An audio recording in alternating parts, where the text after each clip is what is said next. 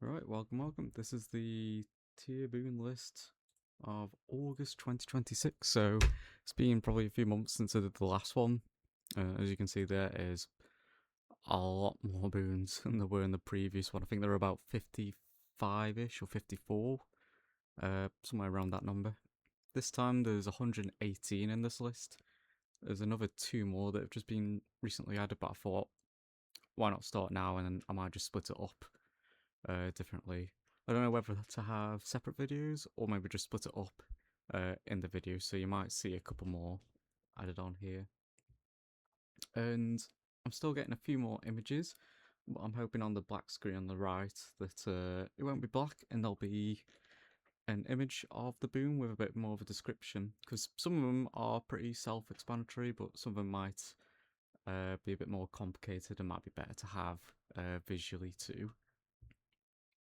So the developer SunRunner has continuously added more and more content to this, and there's been more map creators joining in, and the mod itself is, doing really well, and there's a lot of players jumping in, and it's, I think I wouldn't be surprised if it was one of the most downloaded mods, and it's got a very good rating too.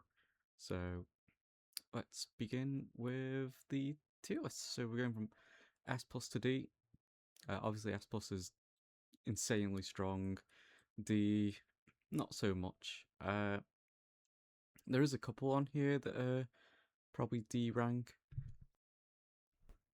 but most most of these I would say sit around S plus to A. There's very few boons that I consider completely not needed, but we'll go through. I think the better one to start with is probably treasure chests. So this one spawns treasure chests around the wonder. I think the most I've ever seen it detailed is 12. So another thing to remember is a majority of these boons are dynamic numbers. So this might be 12 chests, this might be 8 chests. And the problem with this is the more players there are, the less value you're getting from it yourself. Obviously, people have got units on that wonder and they're just running through, they might be taking it, and it's not bad to share, but if there's a lot of stone there and you really need the stone, if you're doing towers, for example, and someone's not doing towers and they're taking the stone by accident, or they just run through it, then it's kind of, yeah, it kind of sucks. I'll say, I was thinking about this today. I wonder if it'd be better to spawn maybe some chests uh, at each player's TCs instead of at the wonder, and then maybe spawn 10 chests each, or maybe even less, because then at that point it would be a very strong boon, I would believe. But at the moment, not so good. The other boon that's kind of in that category, but I'd say that is even lower than this, is cash converters. So what this does is it shows you where all the cash converters are on the map, a bit like if you play Knights Templar, you can see all the relics on the map, or French with traders. And the problem with this is it shows you all of them and has a chance to duplicate. And I played yesterday and it came up with a chance of like 40%. And it's like, well, yeah, not so good. Some of the maps have a lot of caches on, some of them don't. And I it's really not worth it. Like, for maybe a couple extra 100 resources, it's not so good. Honestly, I'd either double or triple, because again, some of the maps may not have any caches or have very few. It's, yeah, I'd say it needs quite a big buff to be used. I've never seen anyone use this. I think I used it once to give it a go, and I think a lot of the caches didn't duplicate. Next one we'll do is we'll do Revive the Leader. It got a bit of a buff. I still don't think it's that great at the moment. Again, The biggest problem is when you're killing loads of units, if they convert, sometimes they might just get swamped if there's an army still around. The percentage chance is sometimes like 10, 11, 12%, but sometimes I personally I don't feel like I've gotten much value out of it. And again, this is all opinion based. Obviously, some people might put this at S, but I tend to skip past this boon because it's very RNG heavy, I think. And most of the time, there's probably other boons that are on that list that are better. And if not, you can always just reroll. If you've got rerolls left, that is, anyway. So, yeah, that's the one. Next boon we'll do is the healing boon. Very, very good boon. So much value, especially for your entire team. Now, I know there's only this one image here. There's actually two versions of this, so I'll try and list this as well. But version 1 spawns a... not spawns, but you'll see a blue ring around your wonder. And it heals for every 60 seconds. Anything that's in it, only your units... well, not only your units, but your teammates. Obviously, they won't heal the enemy units, but yeah. If they're in that ring, they get healed up. Now, the second version is a ring that's even bigger and does the same thing, but that ring is huge. I might upload a Macedonian game today and you'll see how big the ring is. Definitely worth it. Especially for players that are like making expensive units like knights and that are frontlining. It makes knights a lot more appealing to use because obviously they're quite expensive to make them remax. So very, very good boon. Next one we'll do is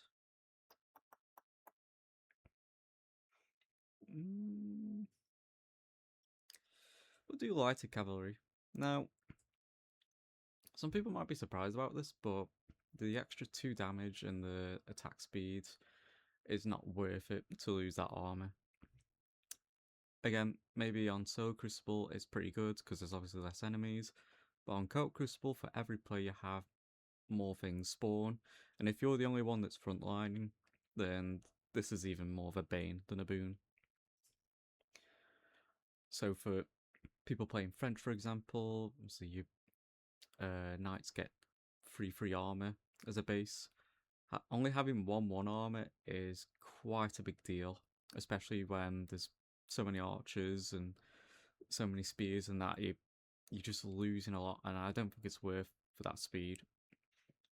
Now, a boon should always outweigh the negative. I understand some boons are that strong that there should be some sort of drawback, but I don't see the need to have a drawback for this.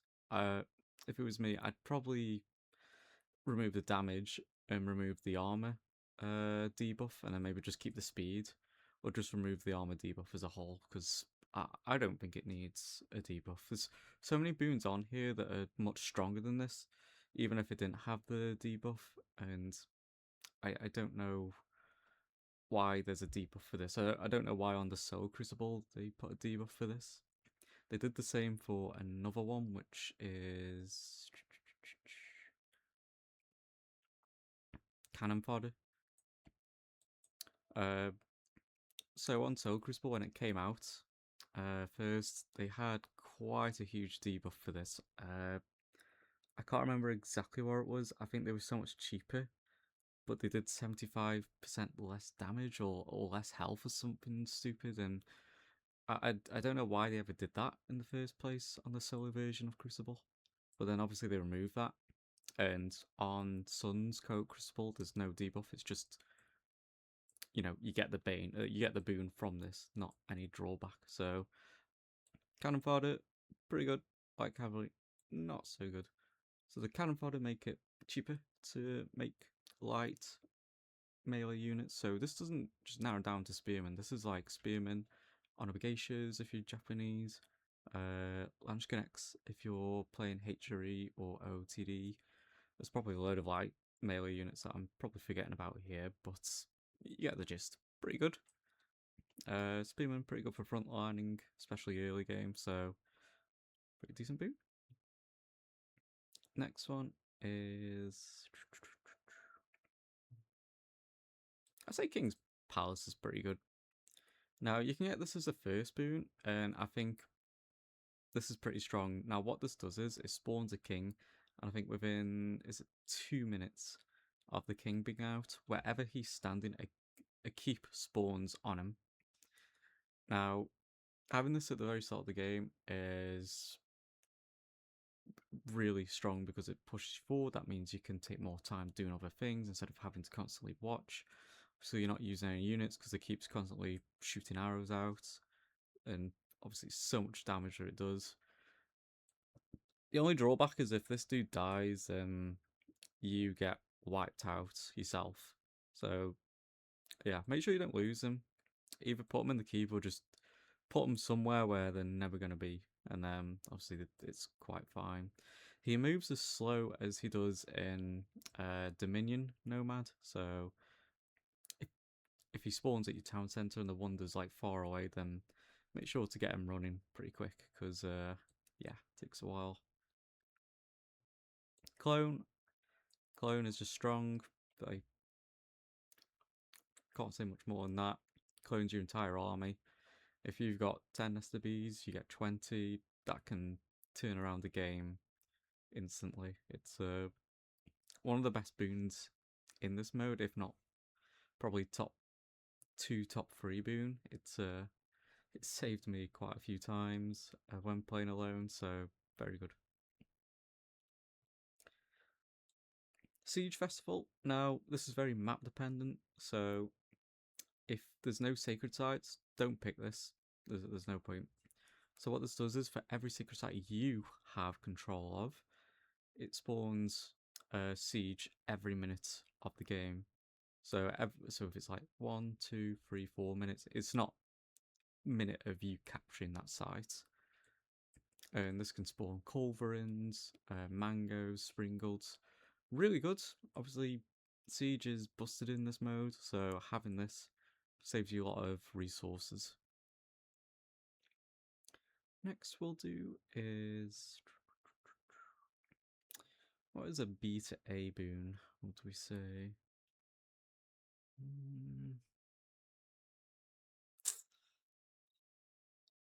Oof, I just don't know. I think stop the attack is okay.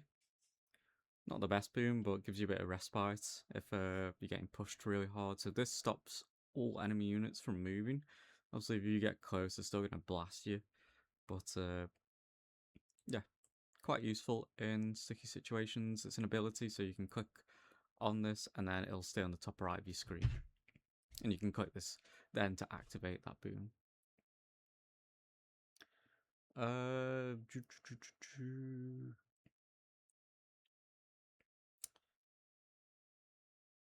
Unexpected Betrayal, it's okay. I don't know, B, A. I think very low A for me. Now, what it does is it turns a percentage of enemy units onto your side, which can be okay. I wouldn't expect for any of those units to come back alive, because most of the time they're spawning behind walls, or they're spawning, or they've changed in the middle of a group of an army on the enemy side, so they're just going to get blasted down. Obviously, it's pretty decent because it's technically killing units, but I don't know, not so great because you don't get to keep the units most of the time. Next one we'll do is...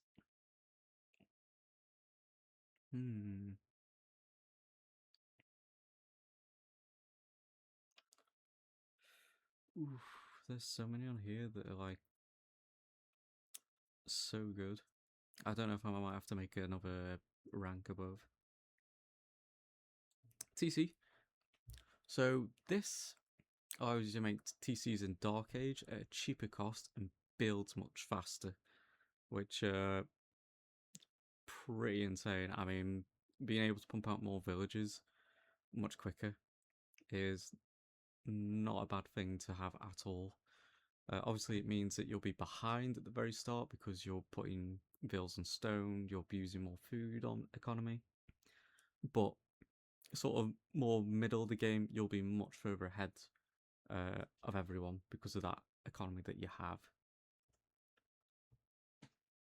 Next one we'll do is Golden Parachute. Golden Parachute doesn't allow your villagers to mine. It gives you a per minute amount of gold, so I think it's like can be like 1.3k gold per minute, which isn't bad.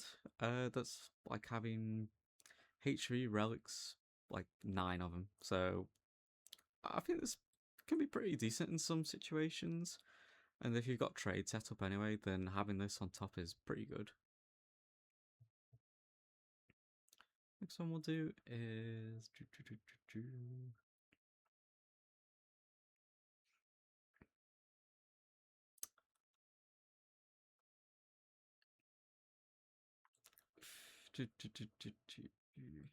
do Power Shot. So this lets crossbowmen ignore armor, which is quite a big deal, especially if you're fighting a group of knights.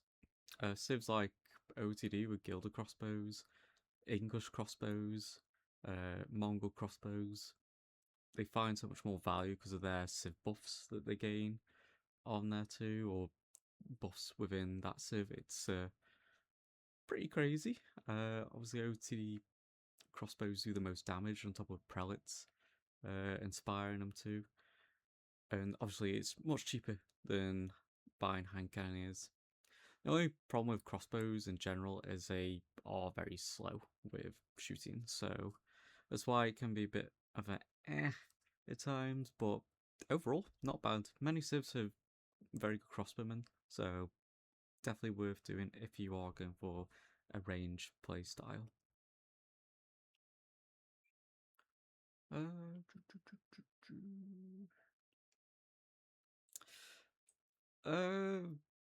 This is Firekeep. It's okay. I don't think many people would use this now. Coop Crucible is more about defending than attacking nowadays. What this does is it sets one of the keeps on fire, and over time, it will just destroy itself. Now, there's no benefits to actually destroying keeps in this mode unless you're actually going for a keep victory, because when you destroy one keep, the units that would have spawned on it get split into the other 3 keeps. So I wouldn't bother doing this unless it's literally there's no other choice on there.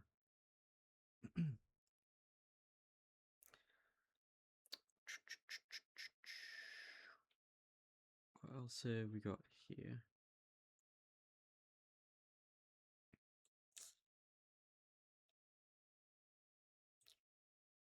I'm not sure if this is too harsh.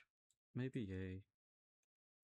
Now this is quality over quantity, and this is very, very dependent.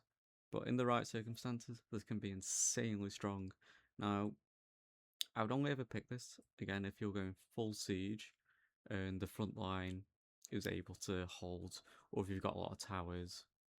So I believe this gives like 150% more damage and HP to your units, which is quite an incredible amount. But the only drawback, but the drawback itself, is you can't produce anything. So that's why you kind of got to be very wary about your units, because if they start dying, then it's a bit of a oof.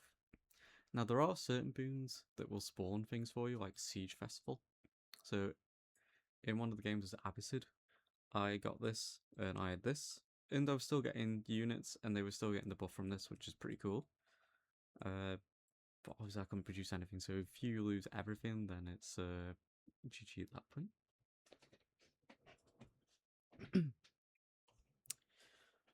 So I'd say this list is pretty balanced so far between really strong and not so strong, and some okay boons.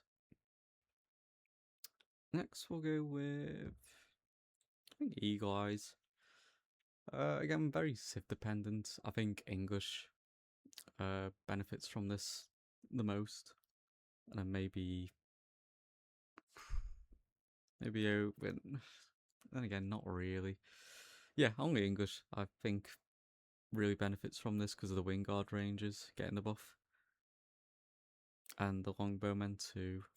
This increases the tactiles by 2, increases the speed.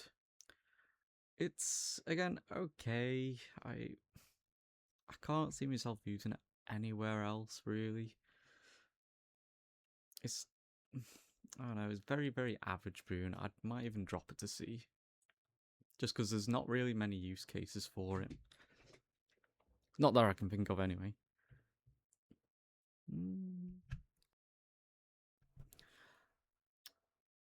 Next one is fortifications. Now, this might be a bit surprising. Maybe I need to play around with this a bit more. But it spawns 4 outposts in front of your wonder. And they're armoured outposts, so obviously you don't have to spend the stone. So it's 400 stone for free, basically, on top of 4 plus 100 wood, which is a lot of resources to get for nothing. But the only thing I don't like about it is it's just a outpost. You don't get anything with it. No springle, no cannon, no arrow slit. You have to pay for those still. And again, early stage is okay, but you still have to make stuff to defend it from like rams and that. And if you're tunnel vigilant on that, that can end up messing you up than helping you. So it would be nice if it came with like arrow slits for free, at the very least, but very average boon, I think. Next is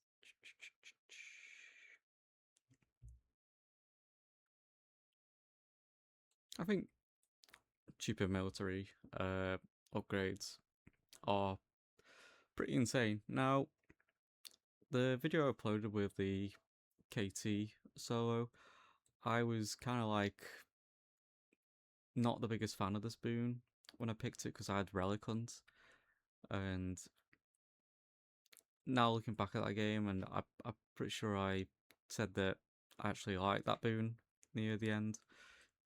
This saved my arse in that game because of the amount of gold that I could use on upgrades and on units. I was still able to afford everything. I was able to put more units out. I was able to get stuff done more quicker as well. It's really, really worth it, Boom. I was very surprised at how good it was. Obviously, it does nothing once you get all the upgrades, but it means you're more set faster. So, real, real good Boom. Following on that is the eco upgrades. Pretty decent. Cheaper eco upgrades is never a bad shout. Getting that wheelbarrow a minute quicker or a couple of minutes quicker, getting horticulture, the gold mining, everything. Some civs obviously benefit from it better than others, like English with the gold farms, Zushi with the, I forgot what it was called, Jiang Tower or wherever it was now, the castle landmark with all the IO upgrades. Again, so many civs benefit from this. I don't know if Tulag gets this at all, and if they do, it's, I mean, even stronger for them because of the expensive upgrades. I don't know if they do. Let me check. I can actually have a look. Yeah, so the only civ that don't get it is Delhi Sultanate. So yeah, pretty insane boon to have both of these if you're playing Tulag. Next we'll do is Nice Sheep.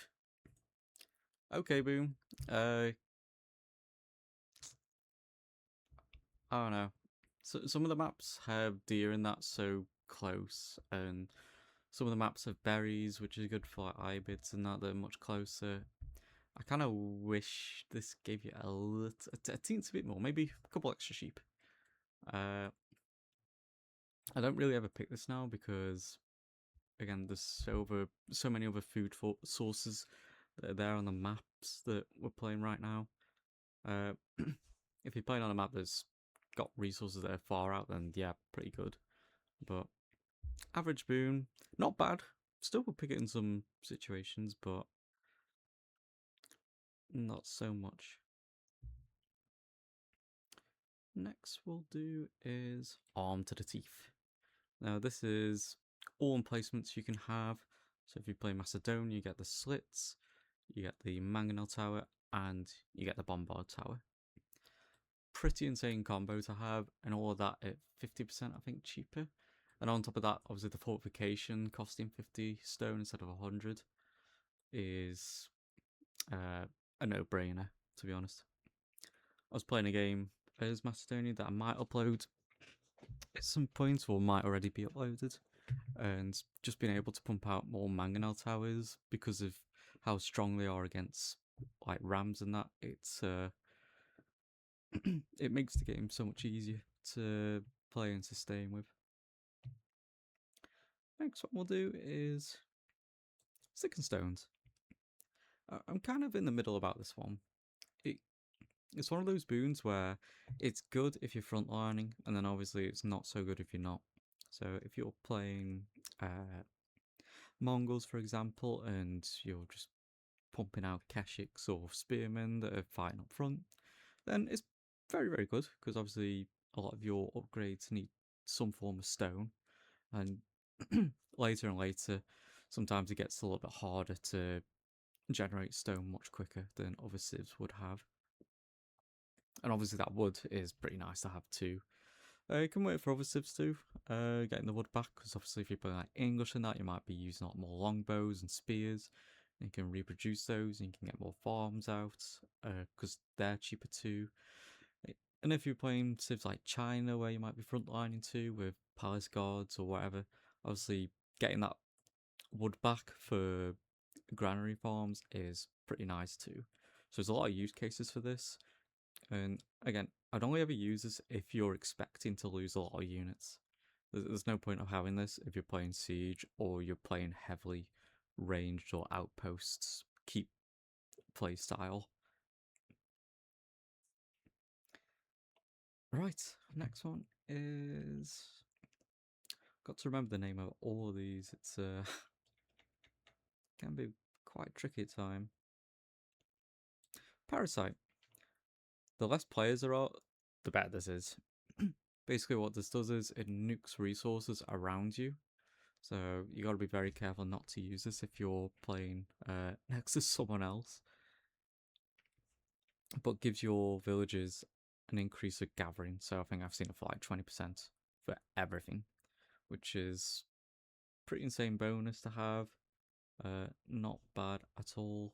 I don't know if they get anything else on top of that. I don't think there was any movement speed. I can actually check. You'll probably see it on the screen. Yeah, so they get extra movement speed too, which is pretty nice. So obviously you nuke all your resources, but then they can run out onto the map to get other resources much quicker.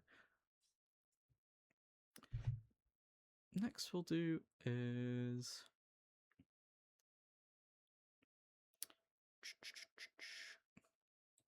We'll do...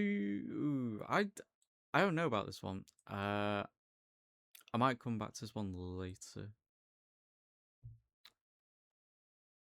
So...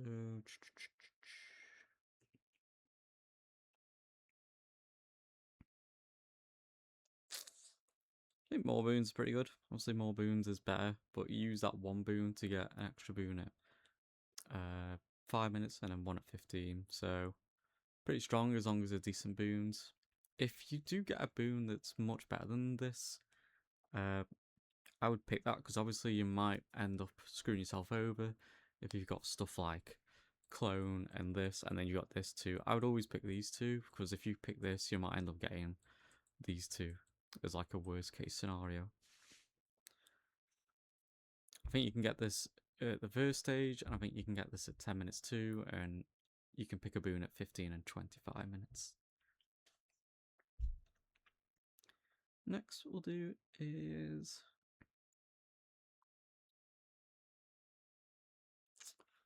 Long walk home. If you're playing very heavily into knights, then every time they die, you get a spearman at the wonder. Works exactly the same as Soul Crucible. This is pretty strong.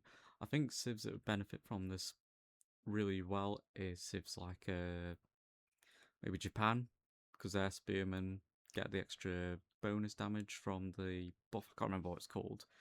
The good thing about this too is, and I didn't realise until trying it the other day, was you don't need to upgrade your spearmen. So obviously blacksmith and the university upgrade, yes, but whatever age you're at is whatever speeds you get. So I think in feudal you get level 2, and then 3 is vet, and then age 4 is elite speeds. So it saves you like 1,000 resources just from upgrades alone, and obviously you gain something for losing something, a little bit like stick and stones, which is nice, but you gain this instantly. I think the next one is ambush specialist.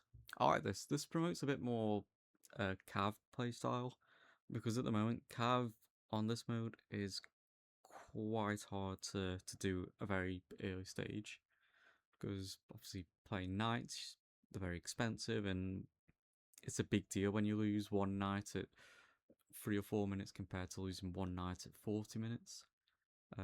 Horsemen as well are kind of not so good on this mode. I'd say the horseman unit is probably the worst unit a type to produce on this mode. There's just things that it can do I feel like others can do better. So hitting siege in that, you can use your own siege to hit that.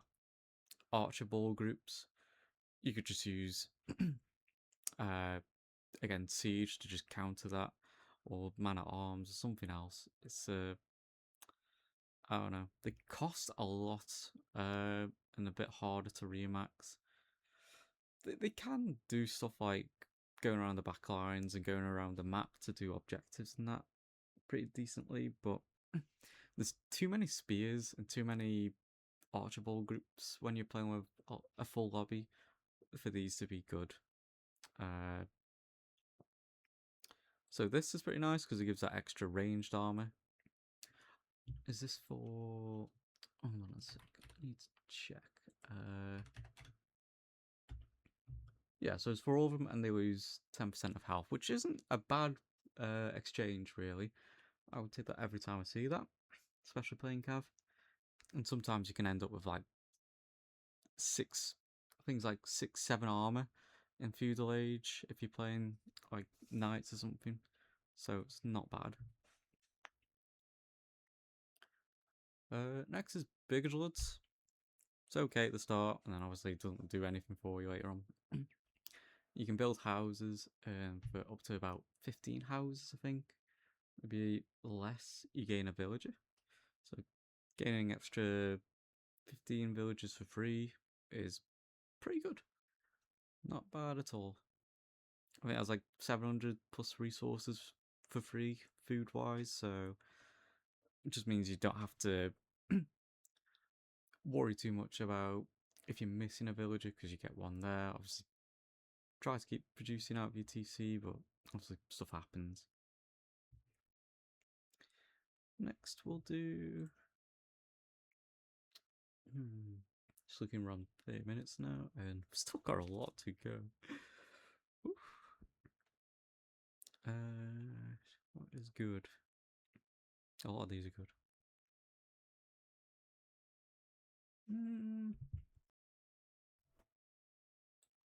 We'll do upgrade roulette. Now, kind of got a love and hate thing with this. It's okay, but losing units sometimes is too much to justify buffing. Especially if you're playing, I don't know actually, maybe it's okay. I think it's more my playstyle, but I play a lot more defensive than aggressive. This is more of a, you know, I'm willing to all in sort of Boon and potentially lose stuff to gain. So it's okay. Obviously, each upgrade has a chance of killing your units, but if they don't die, then they get more damage and health, which isn't bad. I'll probably put high end of B. It's not a Boon for me, but I can see, maybe even A, I can see why other people would run this.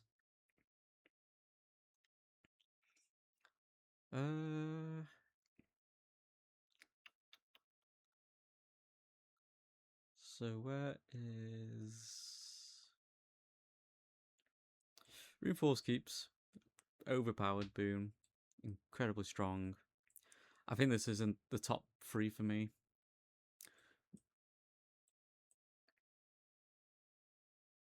Yeah, I'd probably have... So this isn't really in any order, but I'd like... I'm not saying more Boons is better than this, but I think Clone is better than this. But this is still pretty good.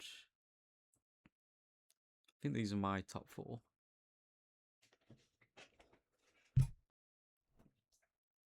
What else is there?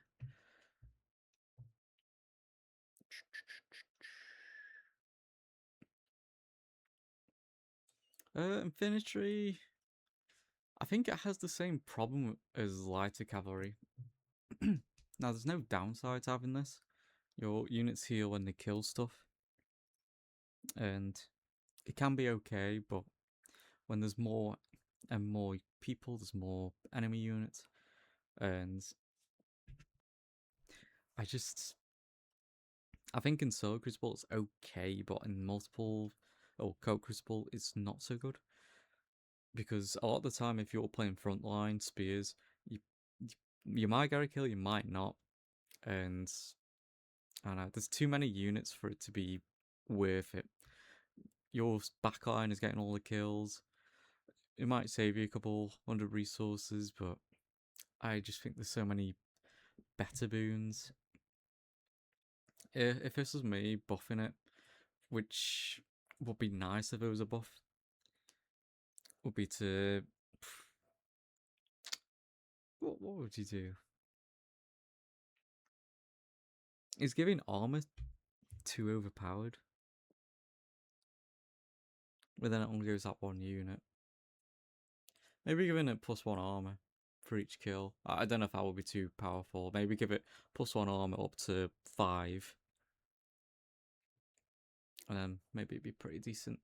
Because then your units aren't falling over straight away. Or maybe just giving it a bit of extra health as well on kill for like Teutonic Knights. What else have we got?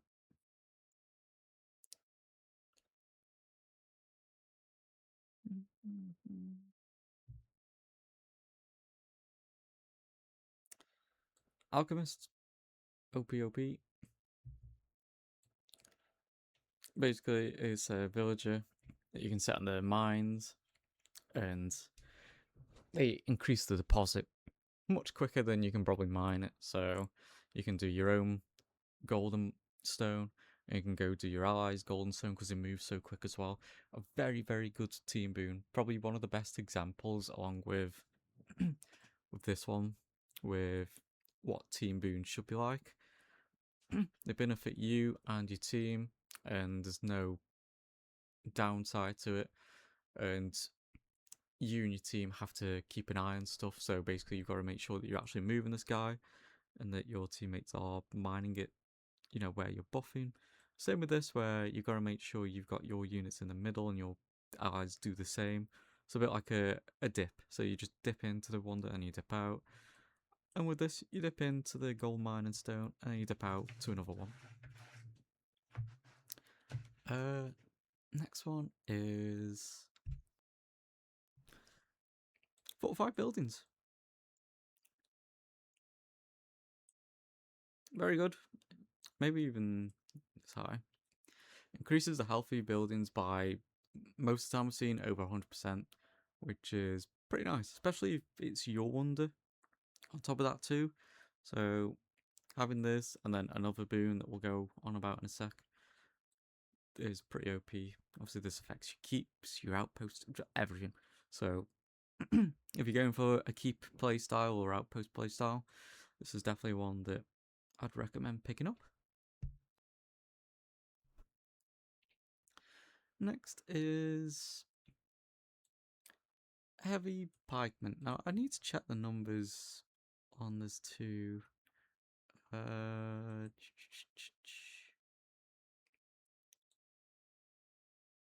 Yeah, no.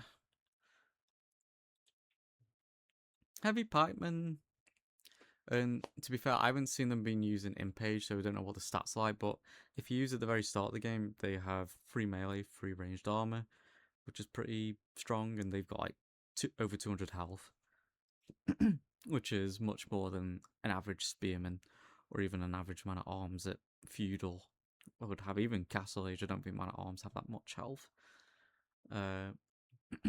Pretty good for clearing like the side objectives if you want. And they heal passively too, so you can obviously dip into stuff, dip out, let them heal, and dip back into stuff. I think starter wise it's good, but later on you can have up to having like 20 plus, and I don't know if that's good or not.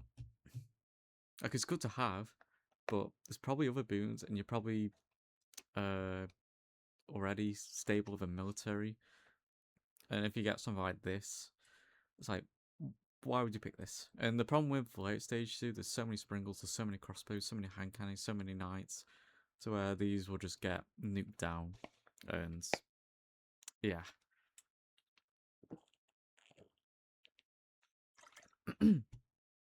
Next one we'll do is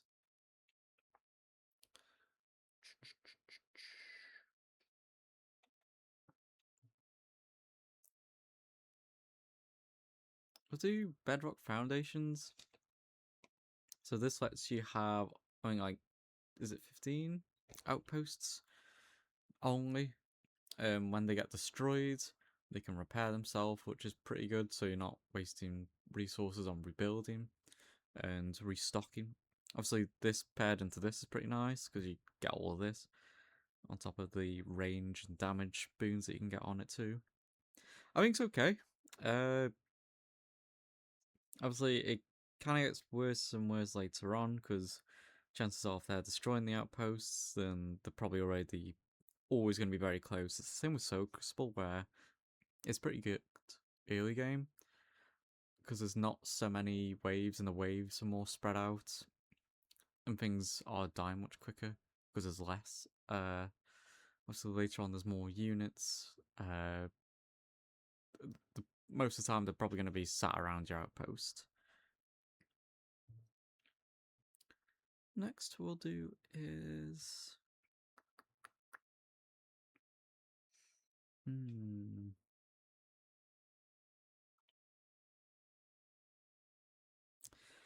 Last Stand. I'll have to read this one again. There is so many, and trying to remember all these is a bit of a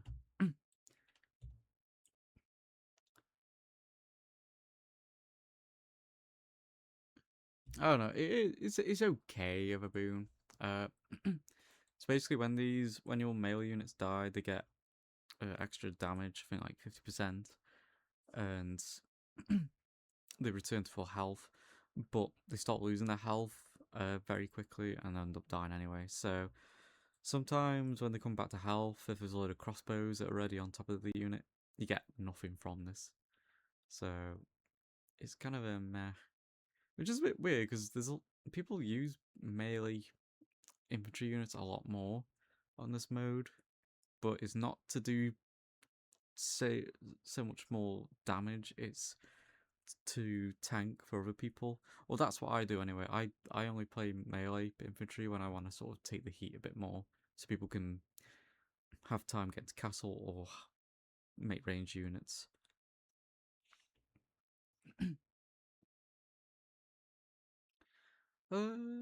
Next we'll do is Permanent Garrison. Same with Soul Crucible. In Coop Crucible, all your garrison hours are constantly shooting out. So with a keep, obviously you can garrison up to about 15 people in it, and that keep will then shoot out times 15 arrows that a little bit less damage. But with this boom, it doesn't matter if there's any garrison in or not. That keep will constantly be spewing out arrows. So insanely strong. Obviously, you're playing French and you've got Red Palace up front. Having this just constantly raining down hell on stuff like rams and that, it's a lot of damage.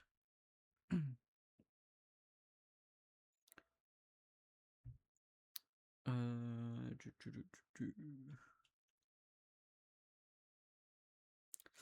Wonderstruck. I've seen this been a few times, and obviously the more players are on the lobby, the more this costs. I think when there was like 3 of us, it cost 12k to make, and it's like it kills all the units, which is great, but it's quite a big cost uh to do. Like I don't think it's worth it. Like you build a wonder, everything dies, the more things spawn straight away. It's like, well, was that worth it?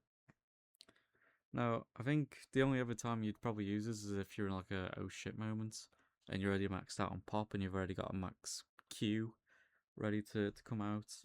Then maybe this is okay, but I've only ever seen this used once, and I think it was because people were curious about it, and I've never seen it again because sometimes the games don't go on for that long, uh, or long enough for people to use this. So I don't know.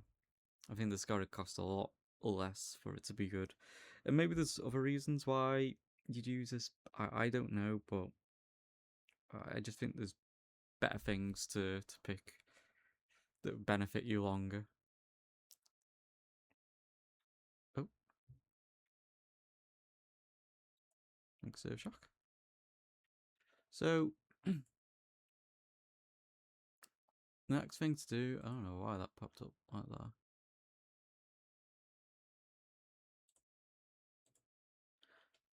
The next thing to do, anyway, is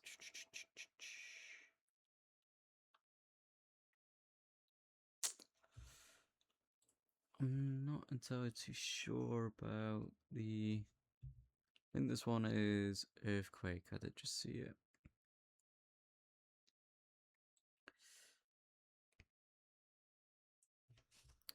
So Earthquake is a bit like the Fiery Keep. I call it Shatter for some reason. And it reduces the enemy keeps by 35%. I don't know. I don't think there's any reason to pick this again if you're not pushing keeps. Obviously, if you're pushing keeps, then it's great. But I've never used this, and I don't think I've ever seen anyone. I've seen it used once actually when we were actually doing a push, and it's again. There's so many other things on here that are just way better and can benefit you in the long run. This I don't think is so good. If you're pushing keeps and you're like struggling really hard to push, then this is great. But I don't think so. I don't think it's that good, and I wouldn't know what to do to buff it because obviously it's enemy keeps. Oh no. Maybe the enemy keeps do less damage, or enemy. Maybe it's not just enemy keeps, but all buildings that have some sort of attack, like outposts, should also get reduced or blow up. Or on top of that, the keeps and outposts do less damage. I don't know. I still would find a hard use case for this because there's only a couple of maps where there's a load of keeps and outposts where it's like, I don't know. I don't think it's worth it.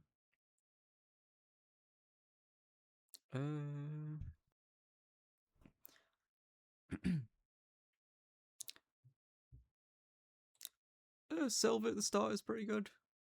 Oil too, obviously you get. The later the game goes, the more this gives you. At the very start of the game, it gives you like 9 to 1k silver, and probably the same with oil. It's okay. It's like a couple free upgrades there for silver wise. I think upgrades like 200 each. It's quite nice if you're playing like full cav, because then it means you get those upgrades quicker, and then includes the I'm probably gonna butcher the word, but I'm not even gonna try to say the word, but the Radari upgrade where they get more damage is pretty nice to have. It's pretty good. Olive oil free. Obviously, you get free units using olive oil. Getting more olive oil for free is not bad. Supremacy. I haven't seen this one for a while, but I remember using it once, and it makes all your villagers man-at-arms, which I guess is okay in an oh shit moments if you want to buy time, but once again, you lose all those villagers. I don't think it's so good. If I was to buff this, I would say for every villager you have, a man-at-arm would spawn at the Wonder instead of losing all your villagers, but I don't know. That's where supremacy is at the moment.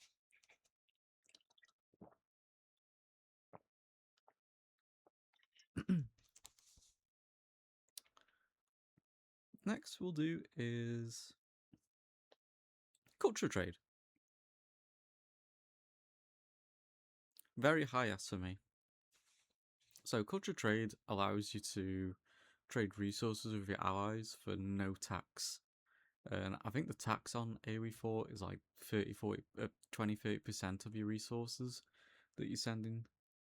I'd have to fact check that one, but obviously if you're sending so much resources, there's a much bigger tax on that, and it's it can be quite noticeable, especially when you're trying to give resources and you haven't got so much more yourself, and you're getting taxed on top of that too. Again, like the medical centers and the alchemist, another great boon for Coop Crucible that assists all players. I like this. Next one we'll do is Farm Fanatics. Farms for free, cannot complain. Obviously that means for China and Zushi players, getting the granary farms much quicker is such bliss, because obviously that's more food eco. Obviously English, it doesn't cost you that much, but having farms for free is English. Even better. Abbasid as well, if you went eco wing. Getting this is, you know, Japanese as well. Obviously all civs end up using farms at some point, so not a bad shout to have.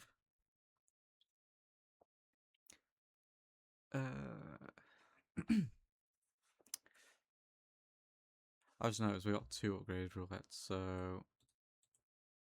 Oh, there's actually a reason for that. I wish I kind of did more of a description, but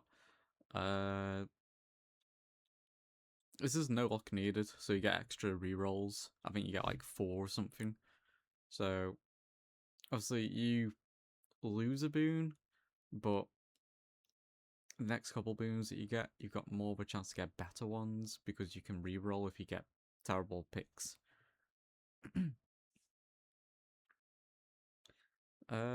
Landmark Architects.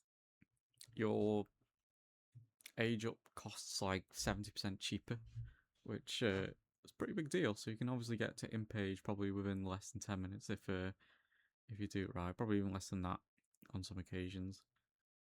And obviously getting to those age ups is great, because if you're going for full siege play like China, you get astronomical clock tower, and getting the bees out straight away is nice. And you got more resources, more gold to use anyway. Got more gold, more food for units and everything. Cannot fault this one. Obviously it works better. I mean, it works for all civs, and it's pretty good for civs like Golden Horde too, because they age up so slow. Ibids and Abbasid are sort of the same, but not as bad as Golden Horde, and being able to age up around the same time as everyone else is not bad, because most of the time Golden Hordes, you're probably quite far behind people in terms of age and upgrades because of that. Next to do is Construction speed, really good. Obviously build things much faster. If you're pairing this with like reinforced keeps, it is a crazy combo to have. This includes stuff like your age ups, I believe, too. So not a bad shout to have if you're doing a load of outposts. But just everything, every building, much quicker. Next we'll do is trying to find the brother for this one. Construction drills. Buildings are cheaper. Sometimes it can be like 30 to 40%, I think. And I think it's a little bit stronger because obviously this paired with this for a lot of the civs works, because this reduces the cost of your age ups. Obviously, if you're Mongols, sorry, not Mongols, if you're Golden Horde Mongols, God, I said Mongols twice.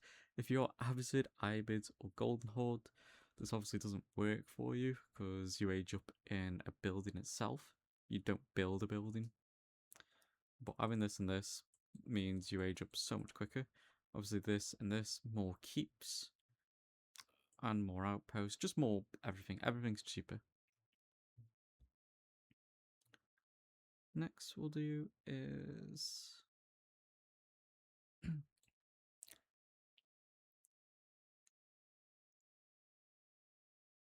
we'll do there's two of these, and I kind of wish I put a better description on these.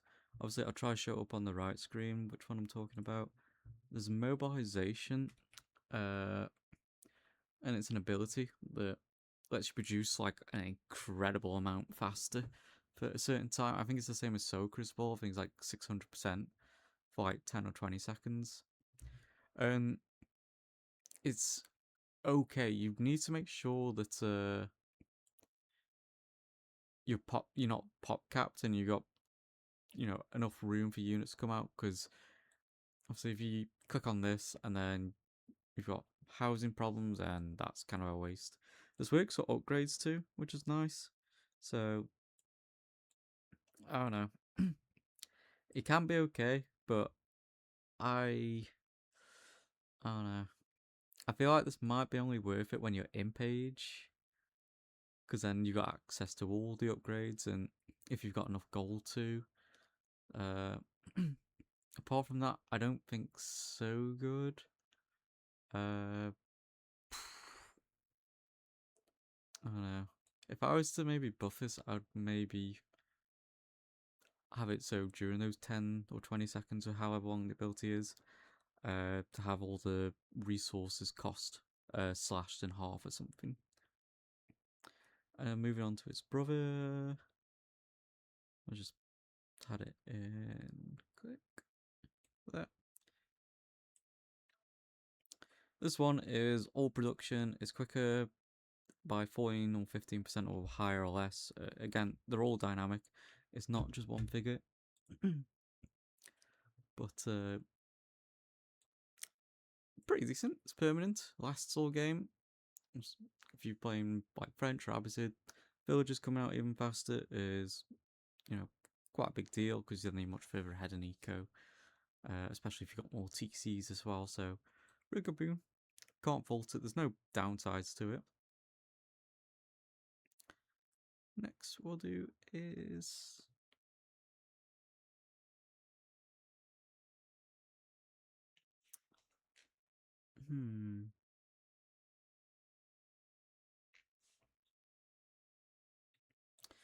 Lucky Envelop. Now, I'm going to give this an A, and people might be like, what the hell?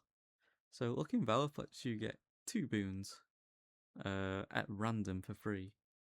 I mean, not like they cost anything, but it's just 2 boons anyway. But I think I've had problems with this before where I end up getting like Eagle Eye and Firekeep, and I'm playing French.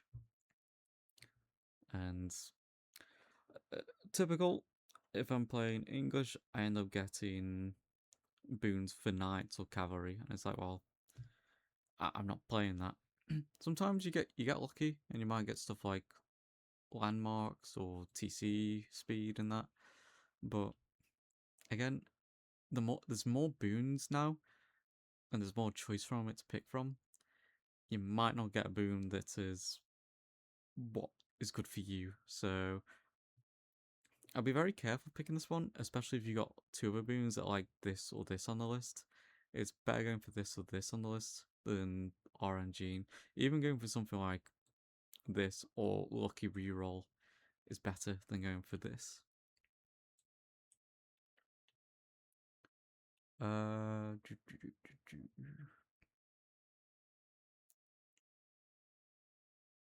think if I was to buff this, if it gave you a list, even then, I don't think that's a good idea. Ignore me. Not a good idea. Military speed. Insanely strong, your military moves much quicker. A large percentage too, to where sometimes they're even faster than knights and horsemen. It's and this is like melee infantry, like man at arms. Good for civs like Hitchery and that have already movement speed boons, so not bad. Especially if you're playing full siege, being able to get to places much quicker is definitely worth it. Oof. So we're already at an hour, and we've still got.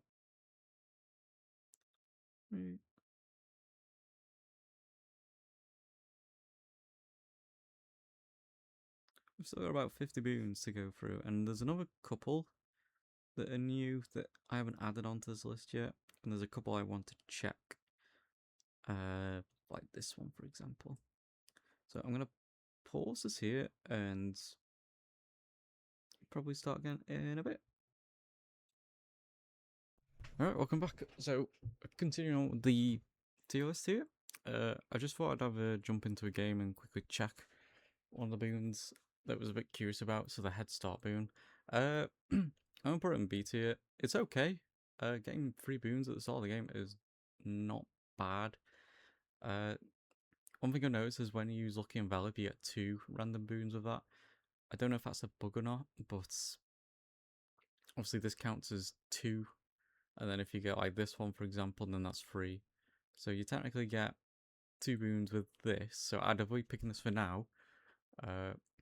If there's other better things, but you could end up getting boons like King's Palace, Free Farms, and Construction Speed, which isn't bad to have, to be fair.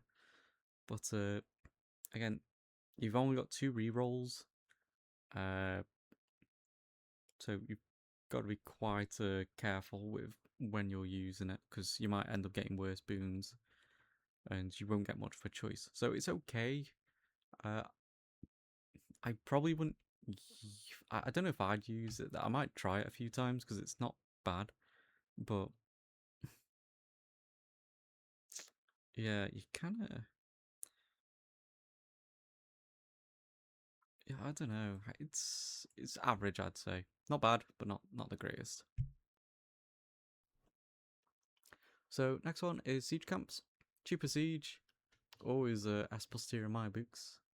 It's fairly straightforward. Your siege costs like 30-40% less, which is quite big because for every 1 or 2 mangonels you make, you can make an extra 2 or 3, which is quite a big deal. Also, game changer most of the times because siege is quite a. It's inevitable that you're going to use siege on this game mode. It's way too strong to pass up on. Next is balanced teams. Now, this used to be the worst boon in my books on this game. It's generally okay. It's a sort of a team boon, but the problem I have with this is it can mess up people. So you've got to be very careful when you pick this one and you use the ability, because if someone's trying to rush castle and they're doing it to do siege, which has happened to me a couple times, and they end up taking your resources, or if that person is making frontline and then you end up taking their resources too, it's a bit of a pain. Now, there's been some people that have taken it and they've just used the resources to boom back at home, and it's like, well, we end up dying, and it's like, well, what's the point of that? It's no good. Yeah, so kind of mix of it still, probably C tier actually. Probably bottom end. A stone wall, meh. I've never ever seen the need to build these. Again, sometimes it can mess you up because if you block one entrance off, then the other entrance is going to get so much more heat. It's like, why would you do it? What's the benefit of that? Because if you've got three different sides, people can split up.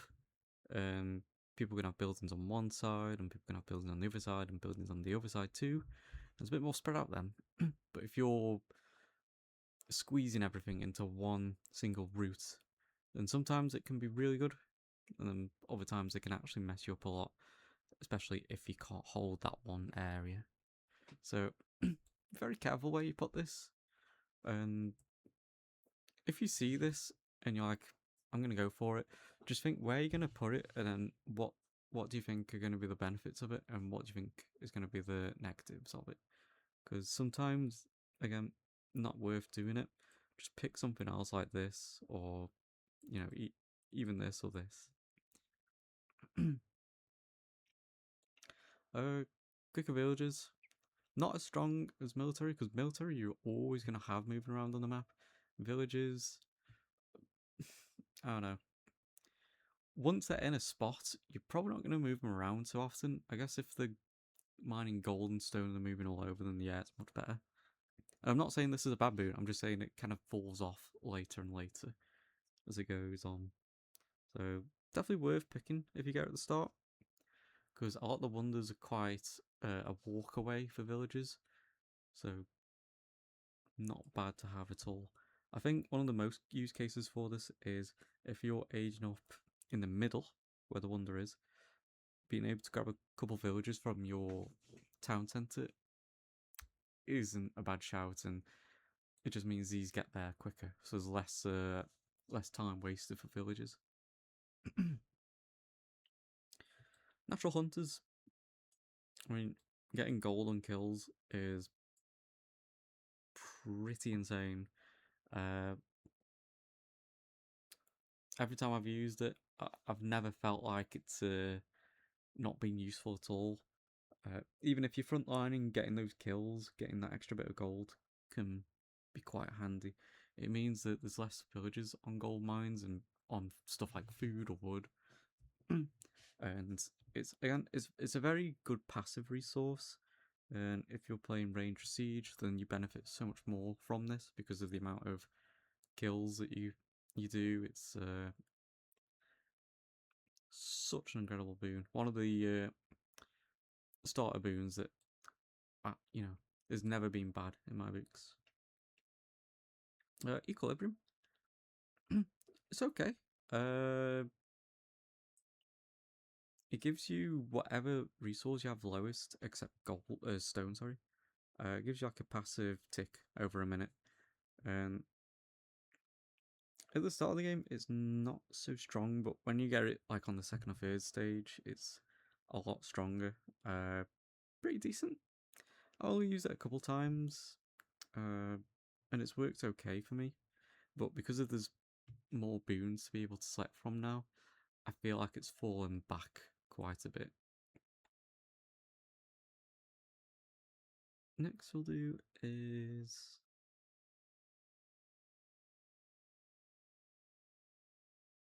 horseman stuff. Horsemen on this mode just suck.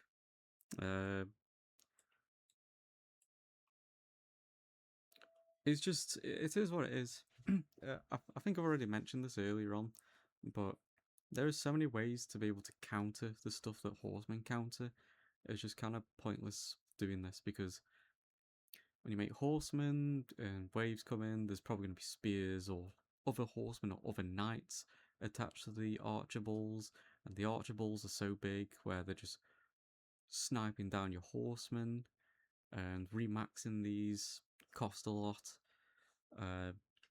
I just okay, just to clarify, this is a cost and then this is a production speed, but both, I don't know. I've tried playing horsemen a couple times, and it can be useful when taking out the backlines and going around the map at times, but the later and later you go, the worse and worse horsemen get. The very start of the game, they also suck too because they cost so much food to make, and a lot of the time you're gonna be fine spearmen. It's a pain. I just can't see at any stage of the game where they're useful. I don't know.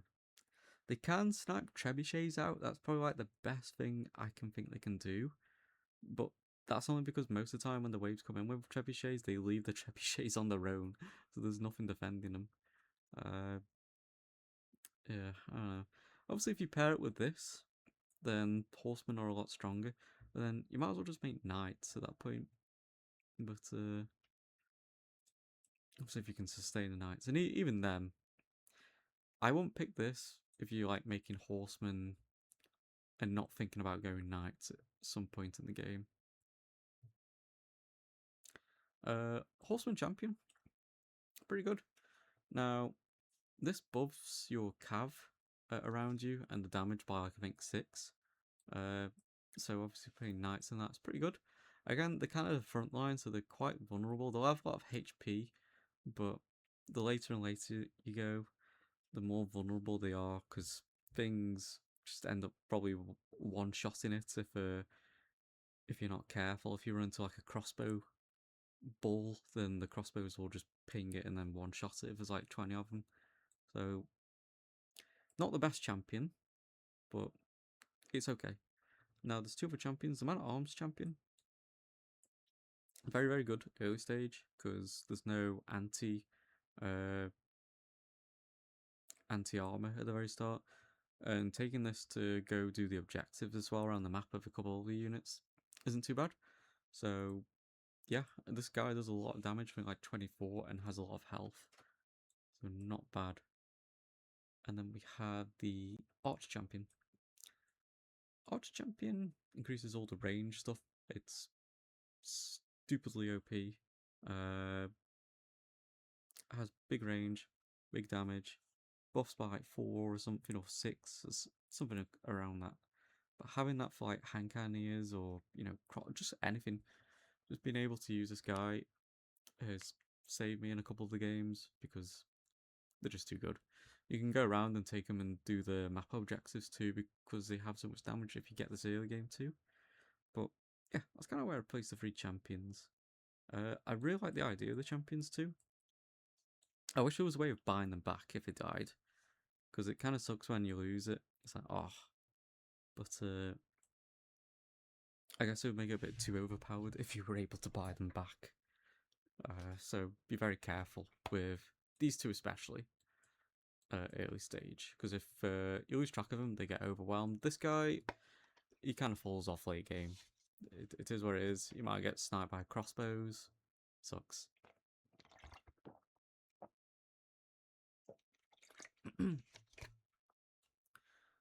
Next, we'll do thorny economics.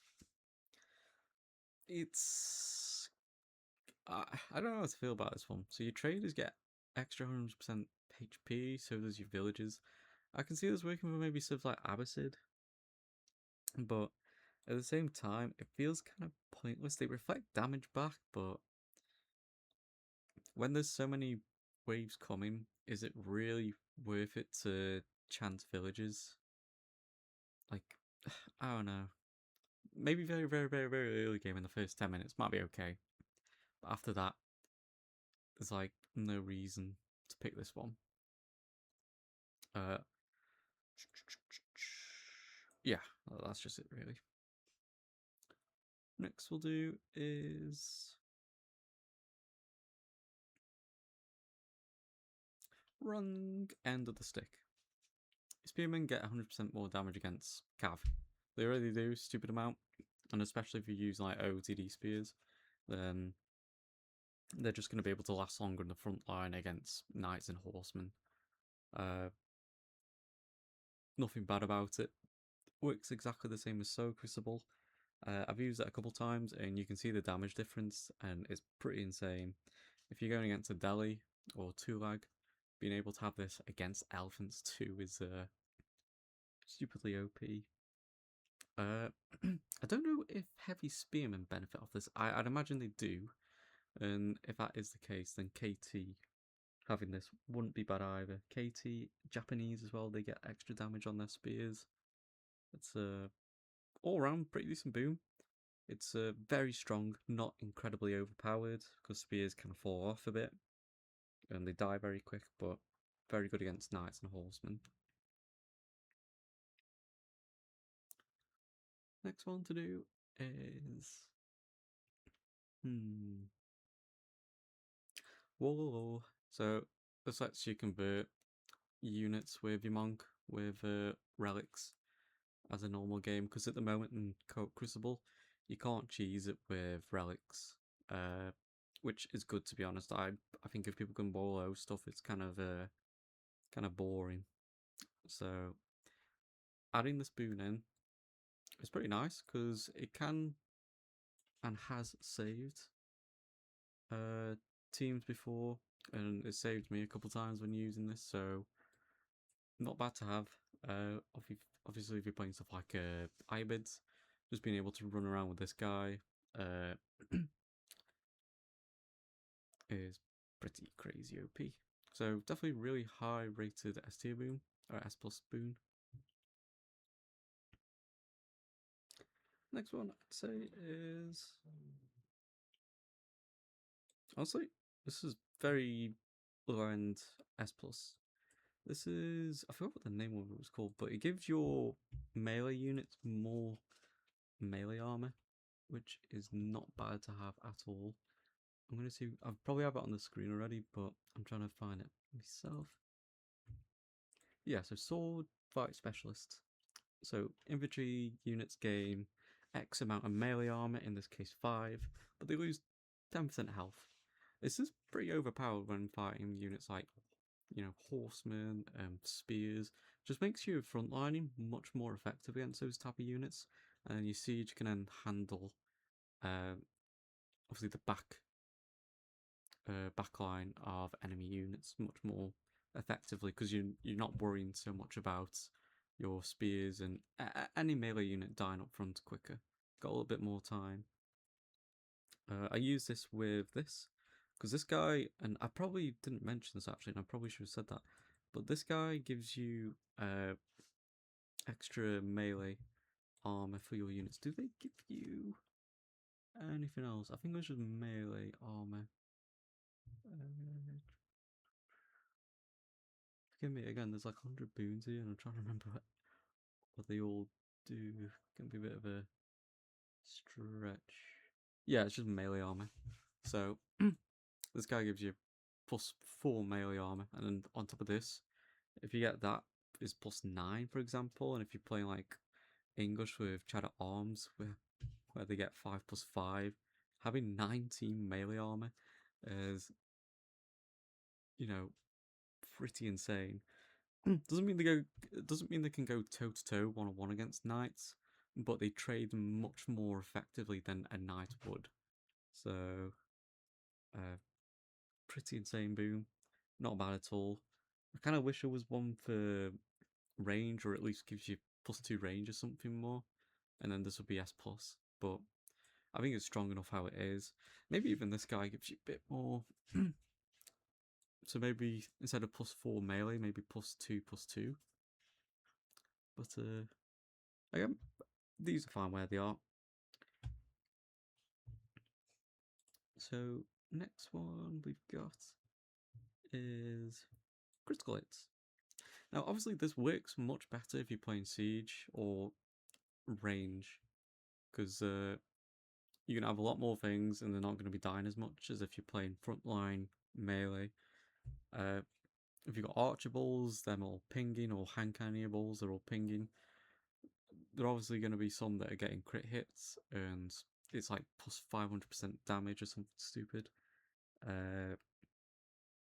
Having this on like SABs, it's pretty insane. I think I've had it with the giant SABs, and it just tears up groups of enemy soldiers, to where you'd only ever really need that to defend the wonder.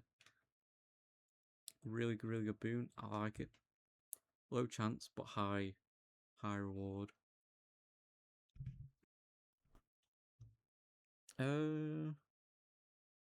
Vulnerability. I don't think I've seen many people use this. I think it's okay. Maybe low end A. What it does is, so if melee cav units are up front fighting stuff, they have some weird aura where they debuff enemy units to where they take extra range damage. I think it's pretty good, especially in the co-op, because obviously there's more people, more play styles and that. So I haven't used it very many times, but you do notice a little bit. So it's pretty good to have if you're playing full knights and everyone's playing ranged. Next we'll have is mating season. This doubles all the boars, all the deers, and sadly all the wolves. So it's just much more food on the map for everyone, which is great. And obviously on some maps this is so much stronger than others, but in general just being able to jump on deer means you don't have to transition to farms much sooner than you'd expect, and obviously you gather quicker from deer and boar, so definitely worth it. Can't complain. Obviously the wolves being duplicated too is a bit of a pain, but it's not a big deal. Right, moving on. We have got, this one's an easy one. More population. The population is quite a lot on this boon. It can be anywhere from like 40 and above that I've had previously. I mean, if that's if that's not S tier, I don't know what is. But this boon, just having this is like an extra 10 mangonels. If you pop caps, even 12, 13 of them, it's a must have. Economy wise as well, for some reason you're struggling, you can pump out an extra few bills. Pretty self-explanatory. Not a bad boon to go for at any point of the game. Next one to go for is the Black Death. Now, the Black Death is pretty decent. I wouldn't say S tier, but I'd say sort of mid A tier. It's like the Unexpected Betrayal, but you kill more units instead. And to be fair, I think I prefer that over possible conversions, because if you convert like horsemen or something that you're not building into, then it's kind of a waste. Sometimes you can get siege, which is pretty good, but then again, it's about getting the siege back home, which is a bit of a struggle, especially if they are miles away, surrounded by enemy units. So Black Death is also an ability. You can pick this boom and you can hit it whenever you need to. I've seen it wipe as many as 300-400 units, so it definitely does do quite a lot. It might not look it, because obviously fog of war in that, and there's loads of units behind in different waves too, but it definitely does do a lot of damage, especially in time of need as well. And another boon that's sort of similar, and I'm gonna have to get the image here because I know the name. It's like Curse of, but to say the name of the last part is, I'm probably gonna butcher this, but where are you?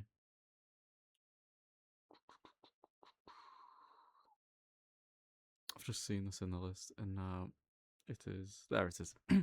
This one here. So it's the icon that's from the Tulag Fort, called Curse of Olia. Bloody hell, that's definitely not how you say it, but this turns any enemy within range of the wonder to sheep. And I would say it's pretty overpowered boon, probably higher up, I think. Again, these aren't like listed properly, but this is pretty high up in terms of it gives you so much food, you can get a scout out, and it has saved me so many times. I think someone had it the other day and they converted over 1,000 units. Now, matching this with this boon, Wondrous, is pretty OP, because that's a bigger range on line of sight, and it's more health too. So that's pretty much all this boon is: more health, more range. You can see things coming, so you can set up more quicker.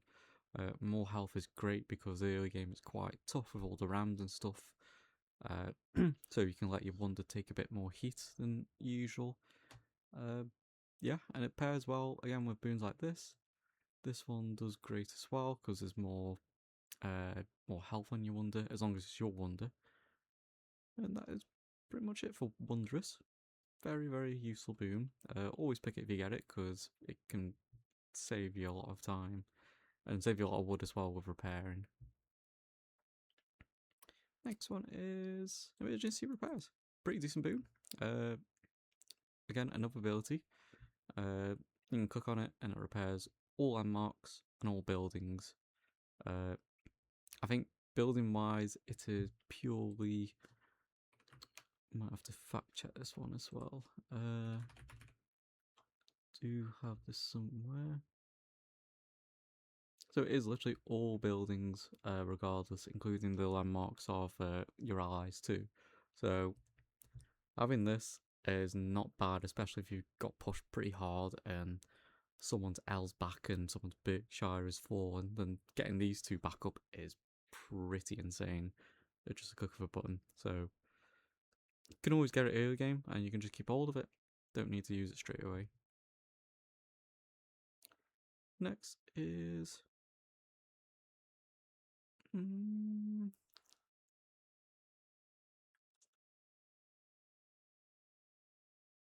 Mongol traders. So it spawns some traders and a Mongol market. So it just means you can move the market around. It's okay. You don't get so many traders at the start, and to be fair, I don't mind that because you don't want like 10 traders because you're instantly pop capped, and it's kind of a pain in the butt to deal with.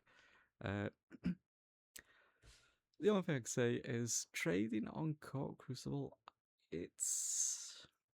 I don't know if you need to sometimes. Like, there's so much gold on a lot of the maps to where trading can sometimes be more of a hindrance than a help. Because a lot of the maps that people play, barring maybe a couple, are kind of open. So there could be a keep at the north, south, west, and east side, instead of all the keeps being at the north side, meaning that trading is pretty hard to do. I mean, I tend to not trade myself really ever. Even with Mongols, I tend to leave it very late game because there's other ways of getting stuff like stone and that. Again, I think one game I had stick and stones, and it's pointless trading at that point. You might as well use your pop cap for other things. Next we'll do is the caches. Food, gold, wood, and stone. Sorry, I know that's like a gold symbol, but it was the same as stone, so might look a little bit different in game. But these four are your caches. Yeah, I can't say much about them. Decent. You can get early stone to build forts up if you're too lag, or build keeps, or build outposts with emplacements, or even, you know, 1 or 2 TCs depending on how much stone you're given. I think town centres are 300 each now. This can give you up to like 700-800 stone very early game, so a couple extra TCs isn't too bad to have as long as other people are defending. Wood's great. Wood early game is, I mean, like, everything is a must need, but wood for houses, for barracks, for outposts, not bad to have. The gold as well for aging up quicker. Maybe some early eco upgrades on top of that.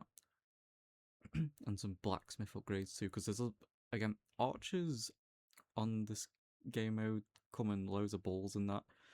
And having archers of your own with +1 on range and attack is not bad to have. And the food, if you're looking at aging up much quicker, you can just get the food and then put some more guys on gold and vice versa as well.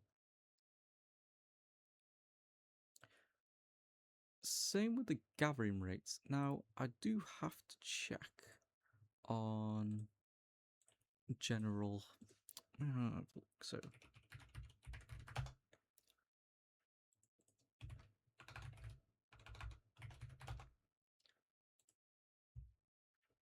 and then food.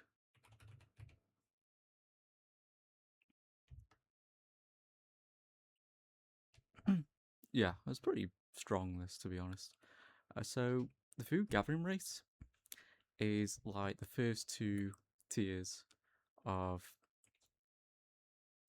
the farm technology, so horticulture and then fertilization. So they both do 10%, and this sometimes can on its own do like 25%. And having this at the start is not bad at all. The same with the wood. The wood is pretty insane to have, and the gold gathering too. Uh, Again, got some images, so I'll put them up with how much you might be able to find them for. In fact, I've got 2 images for some reason in this folder. So I don't know how that happened, but I got that, and then the gold collector too. And the amount that these 3 give you is pretty insane. But the stone is even crazier. The stone can give you like 50+% or something stupidly high, where having this is, I don't know, it just means you get all your emplacements and stuff out. When you tend to go in these games, I think looking at the first boon or getting the first boon is a good way of sort of trying to figure out a plan. Especially playing different civs, so like with China, it might be a little bit more easier because China does pretty well in all avenues with units, whereas other civs like French are more sort of like ranged and knights. China can do all those pretty decent. So if you get this, you could play more defensive, or if you play this, you can play more aggressive with palace guards and spearmen and that. It's a the gathering boons are not to be slept on. These are really decent, and I don't see many people get them. And I can see that I can see why, because a lot of the other boons are a lot more appealing. But I think even myself, I think I sleep on these boons, and I probably should pick them more often than I do, because this image of this one does 35%, and again the dynamic, so it can change. But that is that's like 3 tiers on its own. The next one to go for is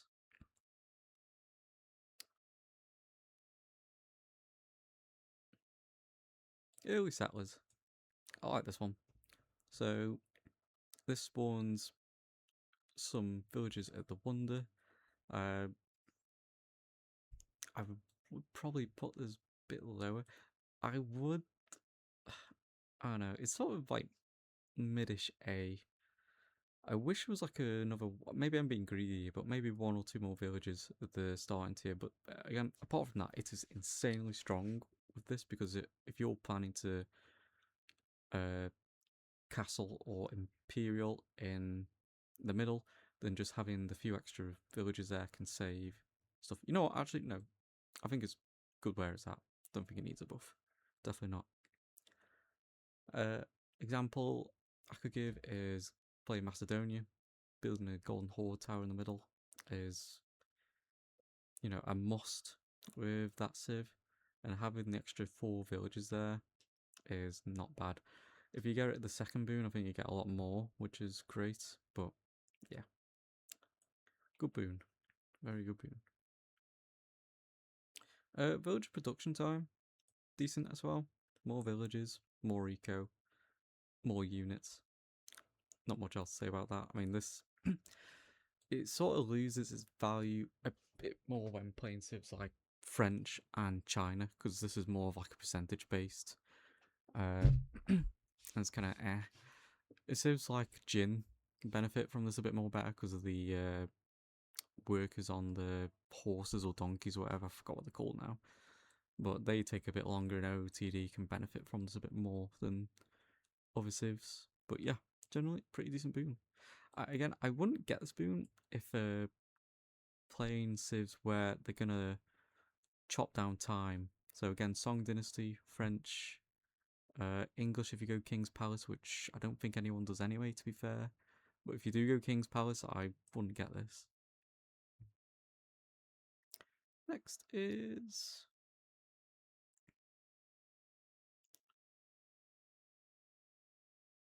Nourishment. It's okay. It heals all your units in a minute, which is fine. Not much to rave about, but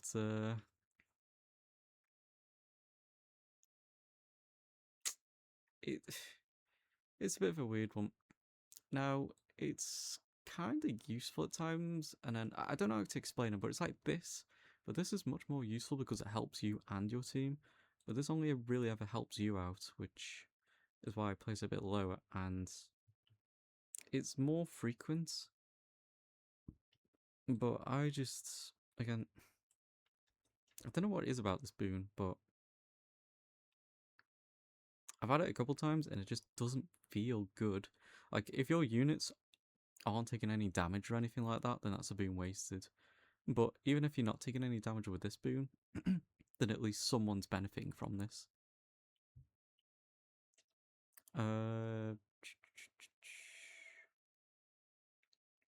Fresh food stuff, cheap avails. Same as the opposite technology, I think it does a bit more. I think it's like 50-60% or something high. So that's coming down to like 20 food or something, 25-ish. I can't remember how much. I think it's like 50 food for a veil, and then obviously doing that's another 25. So that's not too bad. Decent boon. Again, if you're looking to boom or playing Abasid, then I wouldn't get this. If you are looking to boom, then this is good. But if you're playing Abasid, it's not good. A bit like the production time, I wouldn't get this boon if you're playing anything that reduces costs of Veil, because I did this once and I only got like an extra couple food off, which is sort of not good. So yeah, don't pick that one in that case. But for the rest of the time, pretty decent. Not stupidly strong, but not stupidly underpowered either.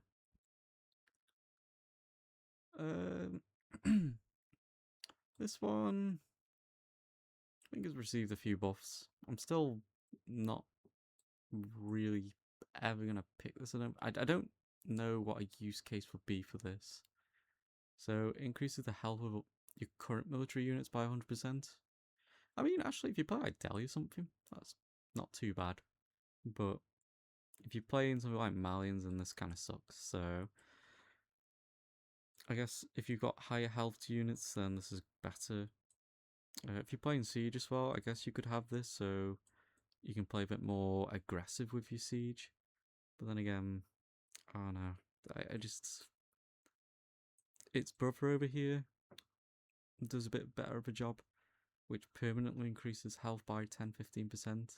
So this goes across all units and all, everything. Siege, cav, infantry, and it's permanent as soon as they come out of the production buildings. Not much more to say about this. Sometimes does anywhere from like 10% above. I think sometimes on the low end it might do like 8%. If it's below 10%, I probably won't pick this. But if it's above 10, yeah, it's a good boon to pick at that point. Next is, and I might have to fact check this one as well. Sorry, I've done a lot. I haven't seen a lot of fact checking because I haven't seen some of these boons for a while. Okay, so yeah. Fabrication, it's okay. So the second time you get the boon selection, you get 3. The third time is 6, and the fourth time is 9. And to be fair, that's not too bad.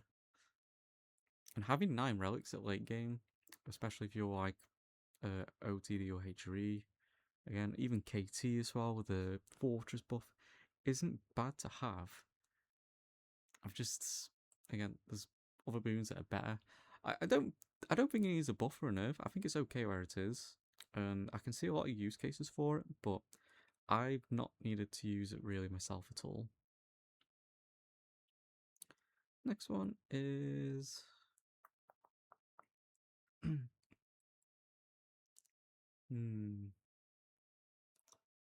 let's go with the melee units. Heavy melee tend to do pretty decent on this mode, especially early game on. They sort of fall off later and later because of the amount of crossbows and hand cannoneers. So it's really important that if your team is frontlining with heavy, that you are, assisting with siege or range of your own, because it is very expensive to replace these units, and that's why these two boons are here. So this is production speed, and this is cost. So this is really good for civs like H3 and OTD, because there are a lot of heavy units too. KT, because they have pretty much all heavy units, like Condotieros, Teutonics, heavy spears. Even the sergeants are heavy. So civs like this would pray to get boons like these. I think what was it? Japan would benefit from this with samurai too, mixing samurai and then obviously onabigashas with samurai, so it makes it a bit cheaper to get these, so you can buy more onabigashas, or even just mixing them with spears at times too. It's not a bad shout to have.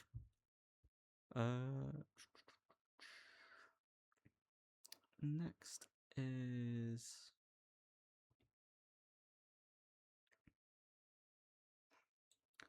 let's do Knights Levy. Knights in this game mode do okay. They struggle at the start of the game a lot because of the amount of spears. I do feel that when playing stuff like French and Russe early game on, and you have to be really careful with picking fights. Like, I think the thing with Coop Crucible is you need to be sort of conservative with your units. You should know when to take the fights and when other people should be taking them. So obviously if there's a bunch of spears coming, your English teammates got longbows, there's no reason for you to be up front with knights. I mean, you can bait the spears around so they don't run at the longbows, but yeah, it's picking fights. And the video I uploaded the other day with KT with like heavy melees, I would tend to avoid fighting Springles head on because there's literally no point. They just melt all my units, and you'd use other unit types to destroy them. And it's the same with the knights. So this is production time of the knights, and this is the cost knights levy. You notice that the symbol's the same as So Crucible. So knights later on, sort of mid game, they do pretty well, and late on, obviously they do really good as well. And this boon is pretty OP for civs again, like OTD. Decent for French. French already do get a big cost reduction with keeps, but if you find that you struggle to place keeps around or space, because space can be a problem, then it's not too bad to do this even as French. Russe as well is pretty nice, and even Zushi with Imp Guards, because Zushi Imp Guards, do a lot of damage and they fare well toe to toe against pretty much every unit. So, now it's pretty decent.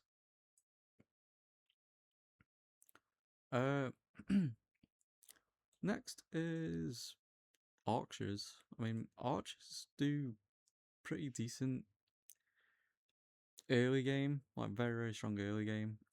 They do okay mid game. Late game, they do fine. They don't do a lot of damage, but they're cheap and quick to make. And these are pretty good. If you need to throw bodies at the front as well, if you're struggling, then archers aren't the worst. Obviously, they're quite squishy, but they do decent amount of damage, especially when they're fully maxed out. So the same with crossbows too. Crossbows don't tend to fall off at all during the game. Obviously they shoot a lot slower, but they're decent damage against all types of units. Obviously they struggle against mass on spears, but mass on man-at-arms and knights, which is quite a bit. They do okay. They're weak against the archers, but again, some civ crossbows stand toe to toe pretty well with them, like the French. Gilded crossbows as well benefit greatly from stuff like this, because gilded is just double the cost of everything, and time wise I think is a bit longer, so having this is great. And then the final unit, oh actually we got that one here. So I did do cannon fodder. Spears do pretty well in this game mode too. They're just throwing bodies at the front, so and spears aren't bad to have really. They do well against cav, which is the main threat, and then they've got other ways of dealing with archers and men-at-arms. And lastly, hand cannoneers. Decent. They cost a lot already, so having this reduction is pretty nice. And the time as well is pretty decent too. I don't know about picking this if you play Lancaster, for example, because you already get a big cost reduction. I don't think you're going to get that much more reduction from this boon. Time-wise is pretty good for all civs. This is pretty good for stuff like OTD. Again, like every unit, they cost stupid amounts, and I think it's like 240 for a single hand cannoneer. So even getting the slash by 50% would be a massive boon at that point.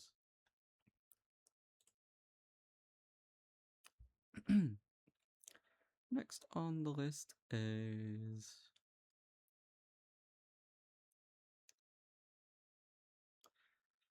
Bless Nourishment. Now, I don't know too much about this one, and I think I've only ever seen it once. Using 2 boons for an upgraded version is meh, it's not so good. And I think what you have to have is relics or something. I really do need to double check this, but I don't think I'd place it any higher anyway, unless it was doing extra damage, which I don't think. And that could be a buff in a way. So Blessed Nourishment might invigorate your units to let them deal extra damage or something, but I think they just gain extra healing or something. I'm not quite too sure. Let me check. So nourishments.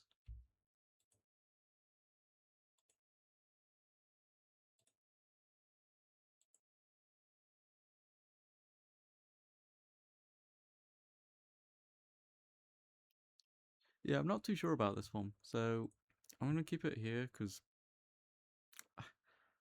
these to have this from this, I don't know. I feel like it should just be one boon. I don't think you need it split between this and an upgrade. Like this makes sense to have as one and then upgrade, but I don't know. I don't think this is good enough to pick to get this. Not unless this was insanely overpowered, but I don't think it is. Next on the list, let's do range damage. Range damage can have a fault that obviously affects all these guys and many more, like tower elephants and that already do a big chunk of damage. It's a no-brainer. It's like an extra 20%, and these guys tend to deal high damage anyway. Your archers might not feel more, but these guys will, especially your hand cannons. Usfadi gunners would probably rip things to shred because they already have high damage as well as their OTD. So an extra, you know, what would they get? An extra 9 or 10 damage on top is not bad.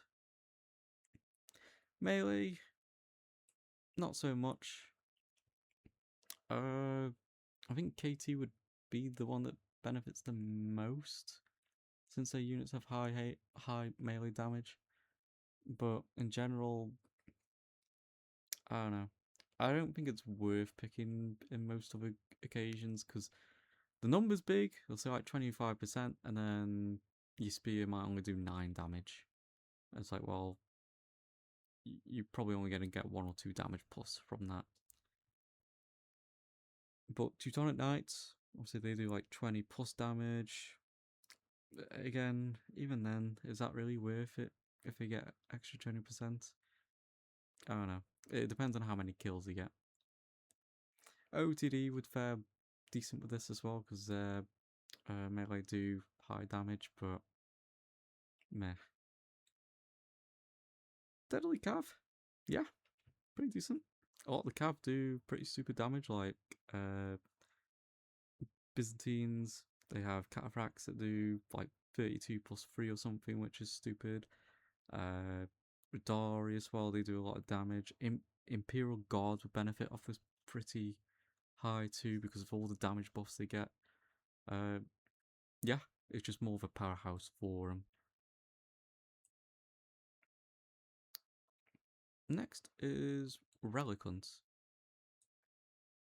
So duplicating relics is pretty OP, to be honest. So what this does is, where the relic is, it'll duplicate. So if the relic is in your monastery, for example, it'll spawn just right outside of it.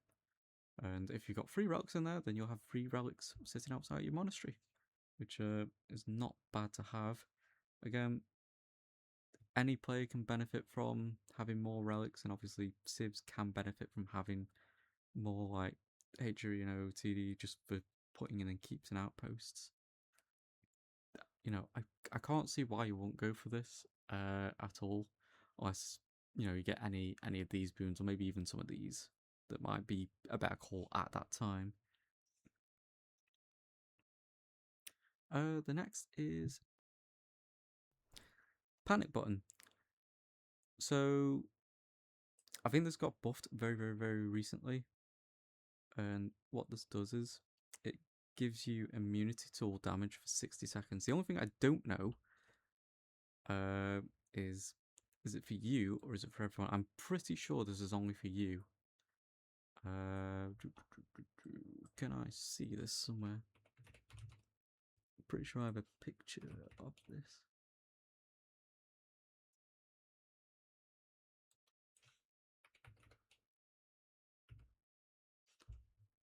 It looks like it's just...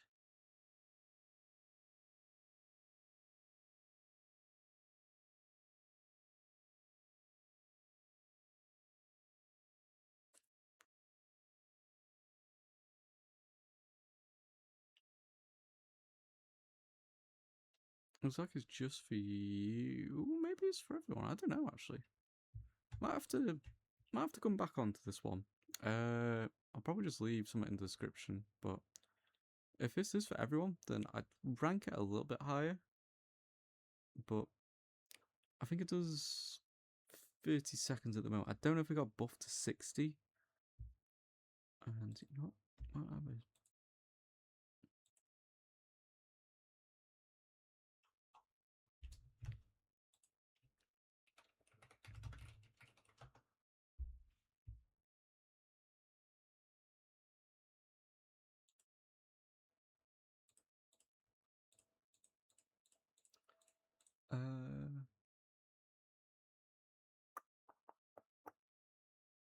I don't see it in any description where it could be for all units, but if it's for everyone, then yeah, it's pretty decent.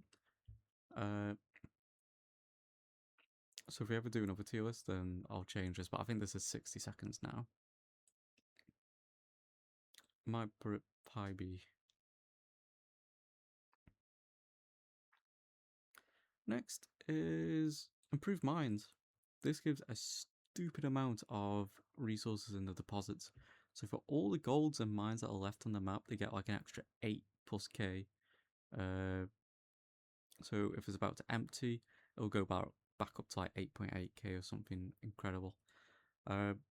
Yeah, more resources and deposit for people means they don't have to move away and macro as less. So not much more I can say about that, but again, really incredible boon, benefits the entire team. Again, same as a few of the others. I like boons like this that benefit everyone because then people can use it as well to their advantage. No, we've got the final few. So I think the bigger barrows. Now, this increases the carrying capacity of villages by a lot of things, like 100+%. And that's okay. But sometimes you might want resources at that point, rather than waiting for your villagers to drop them in big chunks. If this increased a bit of grabbing rate, I think it'd be okay. But let's say your villager picks up. I can't remember how much they gather from. I think it's like 25. But if they gather 25 and now they've got this boon, they can gather like 70 or 80. That means it's going to take some time for them to drop off food because they're still gathering from deer. Then they're going to have to move to the next deer if there's multiple of them moving. And all that meantime, you're waiting for food.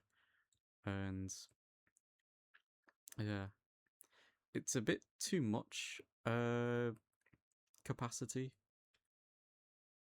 for no increased rate of gathering. Reinforcements, pretty decent. 3 units. Can't complain. Obviously, that goes higher and higher. The boon tiers you go. So if you're at the last boon tier, then you get like 10k worth of army. Not bad at all. Sometimes it saved me out of a few scraps. Definitely worth the pick. The units you get from it are pretty decent too, so they can be like elite Zuganu or elite crossbows or elite hand cannoneers, depending on your age as well. So I think this matches with what age you are. So if you're castle, you get vet, feudal, you get feudal units.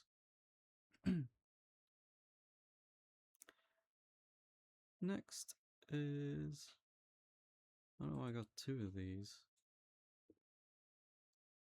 I think one of them might be, yeah. Okay, so we'll say this one is Raining Riches. Put it in B tier.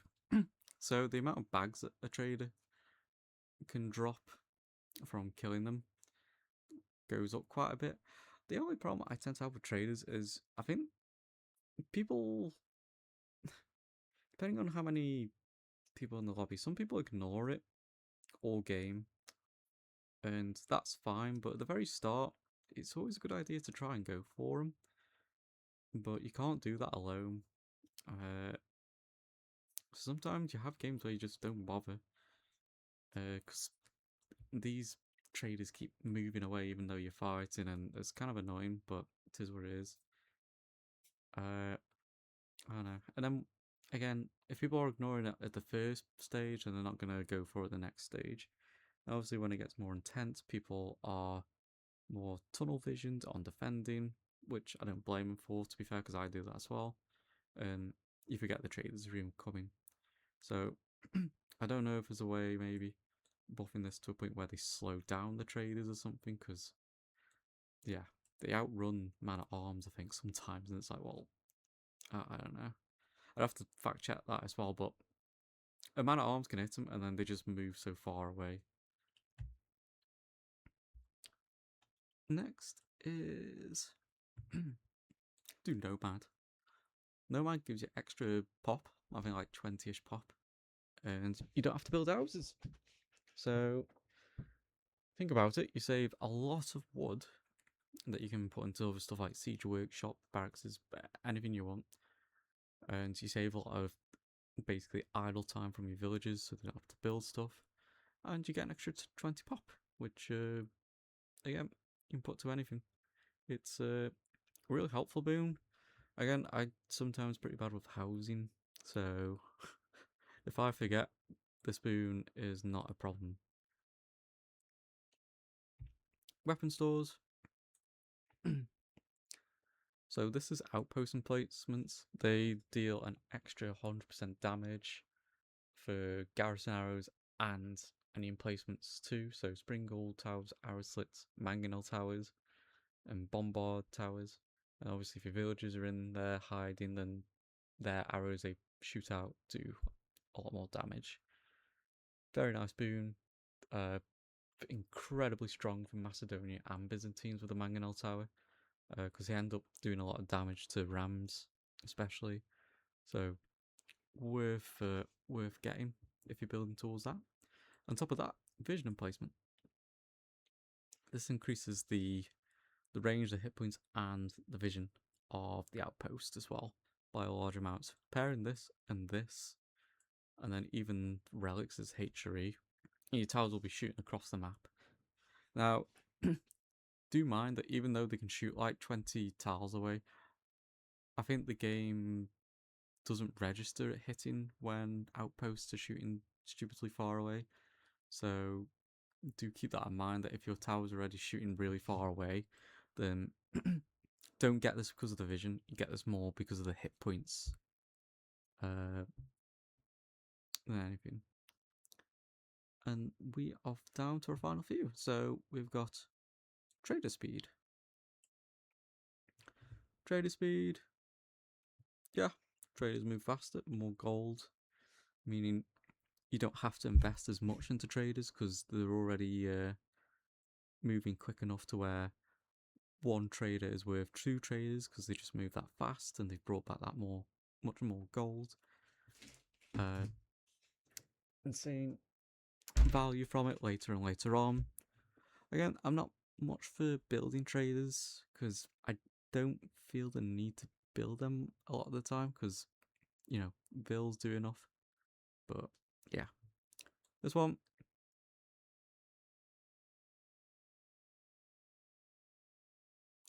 No, this is not worth it. I honestly, I don't know why. Or I don't think there should be a pop cap, really. So you gain 1+ damage, or you gain a percentage of hit points per kill. I think the penalty's way too big to do that.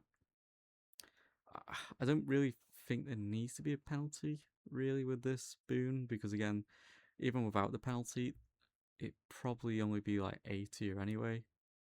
Because, again, we got to remember that melee units get swamped on this mode because of how much is fighting up front. I just, yeah. I tried this once and, no, definitely not worth it. Even as KT, it's definitely not worth it with Teutonic Knights, because, well, you can't build 50 more units because of this. And, yeah, it's no good. And the last boon, I can't remember what this is called. I think it's like Overwatch or something. But increases the research speed, which is pretty decent. I think for civs like Delhi, they benefit off this mostly because then they don't need to produce as much scholars. Tulag obviously don't need this. I don't think Tulag can get this, but if they can, then you shouldn't pick it because you already get it in like 3 seconds every single upgrade. Yeah, not much more to say about that. This can get you out of a pinch. If you're attacking into something else, for example, then you can make that change pretty quick with if you've got resources. So that's pretty much it. There's a couple extra boons, and honestly, I might just leave them till next time because this has already taken, I think, about 2+ hours to do, and I'm planning on trying to get the pictures on the right side too. Oh yeah, I can do that. So this is I'd say the list is pretty decently balanced. Like, there's not a stupid amount in any tier. Again, all these probably need buffing. I don't know about Horseman. I don't really know how you'd buff that. But all these, I don't know, not good. Yeah, I'm okay with that. Yeah, pretty okay with all this too and that. Yeah, it was good to me. Right, hope you enjoyed that, and later.